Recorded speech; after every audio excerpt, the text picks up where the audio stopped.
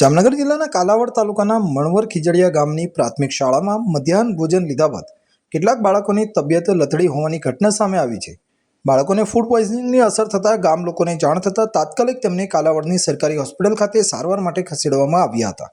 પ્રાથમિક માહિતી મુજબ અંદાજિત 10થી વધુ બાળકોને અસર થઈ હોવાનું જાણવા મળ્યું છે। આ ઘટનાની જાણ થતાં આરોગ્ય વિભાગ દ્વારા જરૂરી તપાસ અને સારવારની કામગીરી હાથ ધરવામાં આવી છે। સ્કૂલમાં તમને શું જમવાનું આપ્યું હતું? બટેટાનું શાક ને પૂરી ને પછી કેરીનો રસ। ખાધા પછી તમને અસર થઈ હતી ને? હા, સ્કૂલમાં શું જમવાનું આપ્યું હતું? કેરીનો રસ, પૂરી, બટેટાનું શાક। એના પછી આ તમને થયું ને? આ ખાધા પછી થયું ને તમને?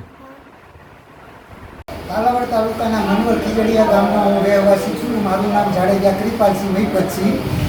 મારા ભાગ્યને સવારે ફોન આવ્યો હતો મને કે છોકરાને મજા નથી, તો હું ત્યાં વાડીએ જઈને જોયું અને એને અહીંયા અત્યારે હોસ્પિટલે લઈને આવ્યો તો હોસ્પિટલે ખબર પડી કે સ્કૂલે જ્યારે એને મધ્યાહન ભોજનનું કંઈ વસ્તુ જમ્યા પછીની તકલીફ આ થઈ છે, બરાબર છે।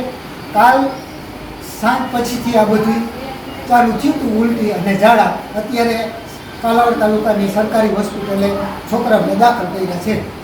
મધ્યાહન ભોજનમાં શું ખવડાવવામાં આવ્યું હતું? મધ્યાહન ભોજનમાં છોકરા એવું કહે છે કે રસ, પૂરી અને બટેટાનું શાક હતું જમવામાં। કેટલા છોકરાઓને અસર થઈ છે? 10 છોકરાને, ઓછામાં ઓછી 10 છોકરાને અત્યારે અહીંયા દાખલ કર્યા છે। હજી બીજા છોકરાને સારું છે, એ બધા વાડીએ છે। સ્કૂલ તરફથી કોઈ અહીંયા આવ્યું હતું તપાસ કરવા માટે કે નથી? સ્કૂલ તરફથી કોઈ આવ્યું નથી।